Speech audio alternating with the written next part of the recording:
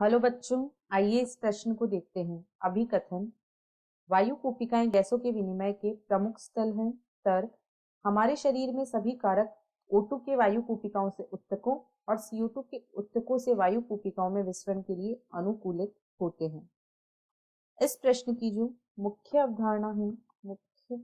अवधारणा वह है गैसों का विनिमय। गैसों का विनिमय श्वसन के अंतर्गत हम मुख्यतः गैसों का विनिमय पढ़ते हैं। यहाँ हम देखेंगे कि गैसों का विनिमय क्या है और क्यों और किस प्रकार यह संपन्न होता है।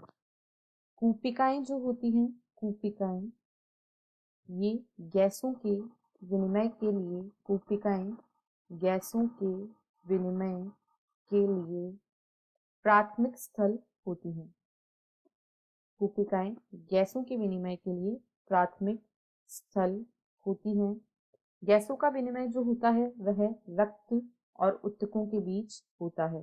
गैसों का विनिमय जो है वह मुख्यतः रक्त व उत्तकों के बीच होता है। इन स्थानों पर ऑक्सीजन और कार्बन डाइऑक्साइड का विनिमय दाब अथवा सांद्रता प्रवणता के आधार पर होता है। ऑक्सीजन व CO2 का विनिमय मुख्यतः दाब व सांद्रता प्रवणता के आधार पर होता है। सांद्रता प्रवणता के आधार पर होता है और यह विनिमय मुख्यतः सरल विसरण की प्रक्रिया के द्वारा होता है। गैसों का विनिमय जो होता है वह आंशिक दाब पर भी निर्भर करता है। वह गैसों के आंशिक दाब पर भी निर्भर करता है।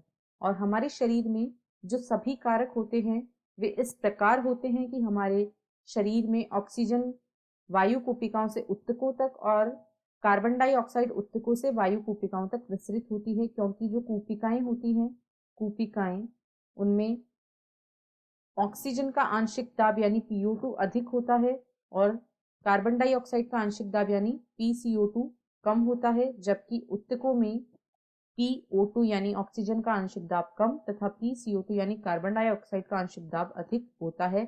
इस प्रकार जो गैसीय विनिमय होता है उसमें ऑक्सीजन कूपिकाओं से उत्तक तक तथा कार्बन डाइऑक्साइड उत्तकों से कूपिकाओं तक विसरित होती है। अब अभिकथन में कहा गया है वायु कूपिकाएं गैसों के विनिमय का प्रमुख स्थल है। बिल्कुल सही है। तर्क में कहा गया है हमारे शरीर में सभी कारक ऑक्सीजन के वायु कूपिकाओं से उत्तकों और CO2 के उत्तकों से वायु कूपिकाओं में विसरण के लिए अनुकूलित होते हैं। अभी हमने देखा यह भी बिल्कुल सही है, यानी अभिकथन व तर्क दोनों सही हैं। आशा है आपको प्रश्न समझ आया होगा। धन्यवाद।